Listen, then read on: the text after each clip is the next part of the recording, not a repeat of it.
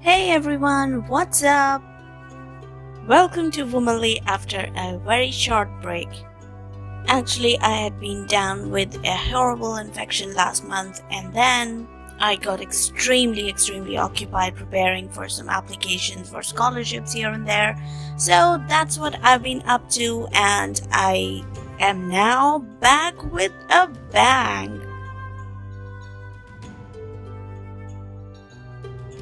So during this time that I was away, I also took time to reflect more things about this channel, the way I want it to be, the way I see it going.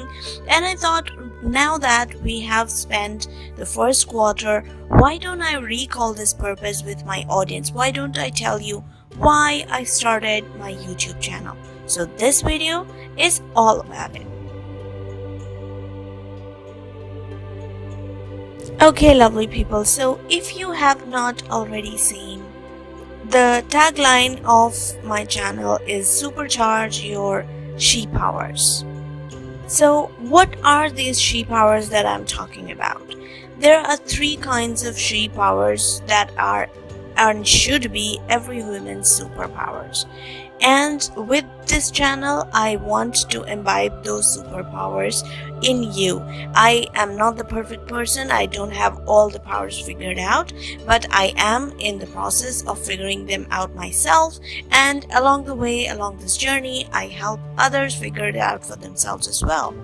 Instead of this being like a preachy teacher's class session where there's just one person talking, I see this more like a community where you can share whatever you think is worth with me and others, and I'll share my journey and my learnings with you so that we all become powerful as a community rather than just as one person. So the three main she powers that I think every single woman on planet Earth should possess are three. Are you ready? Number 1, financial power. Money, baby, money. Number 2, emotional power. Being in control of your emotions. And number 3, physical power. Having a body that is completely loved and powerful to its maximum capacity. This includes body positivity, self-love, and other different kinds of things. So let's get deeper into these she powers. Why do I think these are the most important powers you should have? Let's start with the first one, financial power. Let me tell you a simple fact, a blatant truth. Money is king. I can't tell you how many women I see survive abusive marriages just because they have no means of paying their bills and they find it easier to depend on a violent man. No matter how close people are to you, if you are not self-reliant, self-dependent, you'll have to take crap from other people, whether they are family, whether they are your siblings, whoever they might be, whether it is your husband. Money is power. You don't have to have a ton of money and you don't have to do wrong things to get money. You don't have to get out of your way, stop living a decent life to have money.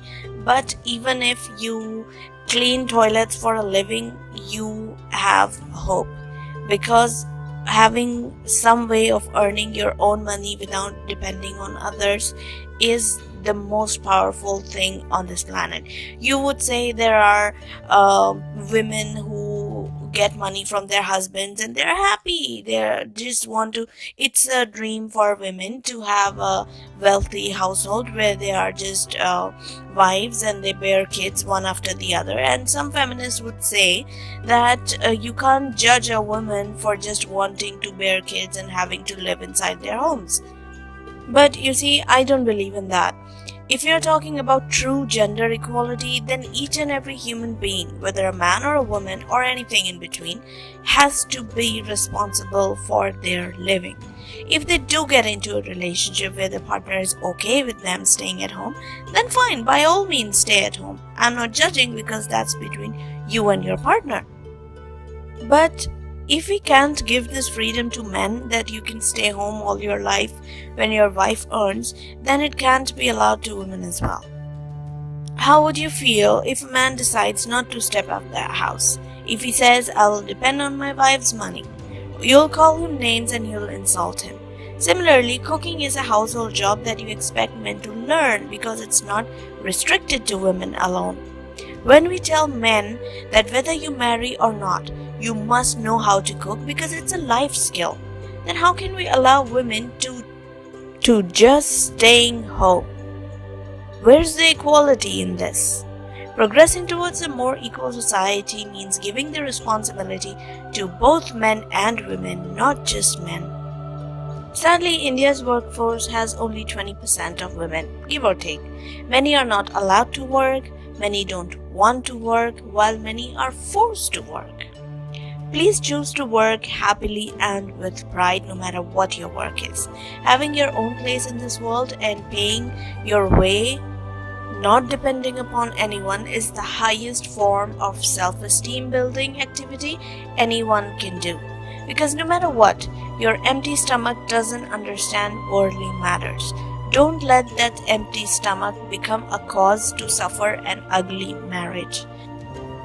Second comes emotional freedom.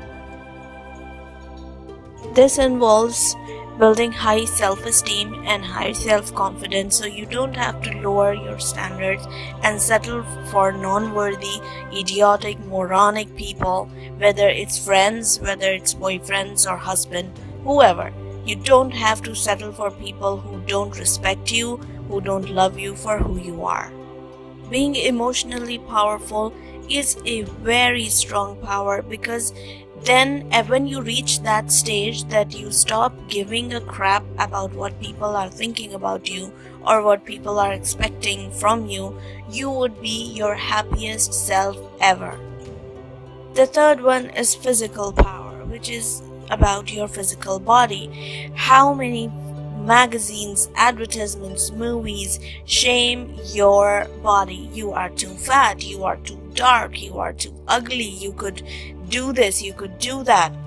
It feels like every single message that you get from people is conspiring to just tell you to hate your body, to hate the way you look. While there's absolutely nothing wrong with putting a little bit of makeup or taking care of your skin, thinking that if you don't use those things, you wouldn't be able to love your body or you would hate your image in the mirror is a bit excessive, but we have all been there, including me.